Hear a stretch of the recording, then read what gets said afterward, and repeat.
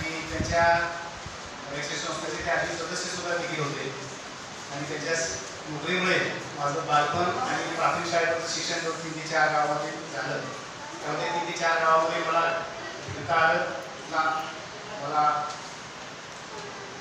परिसर तिथली मित्र मंडळी आणि तिथली संस्कृती पाहण्याचा मला संधी मिळाली आणि त्यात जगले गेले.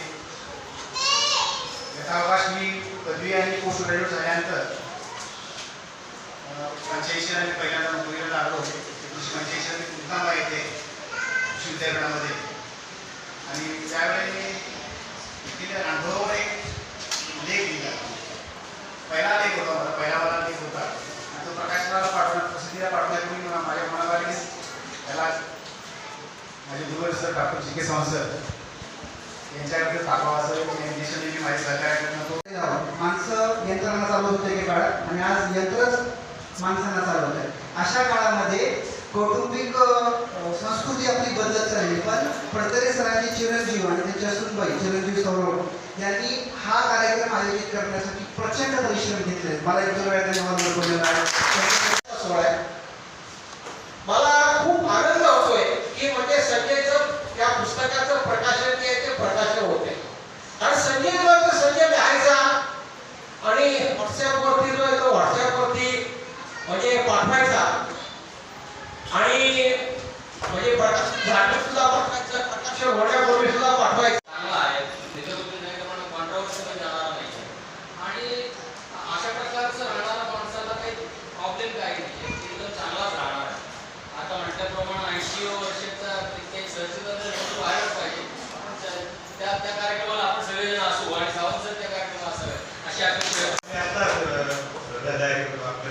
रोडवर असे टप्पे त्यांनी काढले अतिशय कसा मित्र आहे आणि या सर्वांच्या साठी आपण एवढ्या मोठ्या संख्येनं समाज विट्याहून आले परगावून लोक आलेले.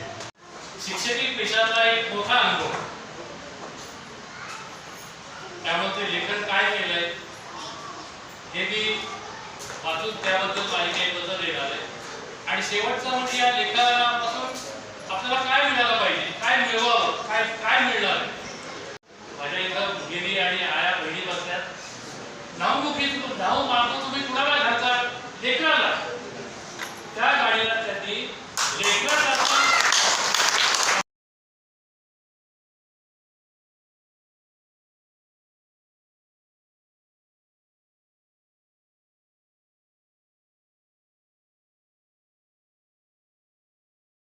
छोटे थे तभी से जिताओ माँ साहब ने तुम्हारी दादी माँ साहब ने तुम्हें अपने कलेजे से लगाकर संभाला, तुम्हारी देखभाल की. ये माना कि स्वराज स्थापना के कार्य में व्यस्त होने के कारण हम तुम्हारे लिए पर्याप्त समय नहीं दे पाए, परंतु इसका यह अर्थ तो नहीं कि हमें स्वागत. नमस्कार, मी सौरभ संजय फडतरे, लेखकांचा मुलगा या लिबर्टीने मला आज आभार प्रदर्शन करण्याची संधी मिळते. खरं तर मी संधी म्हणणार नाही, सोन्याहून पिवळं माझं भाग्य समजेल. कारण आभार प्रदर्शन हे कृतज्ञता व्यक्त करण्याचं एक प्रकारचा मार्ग असतो आणि एका सुंदर कवितेत म्हटलं आहे की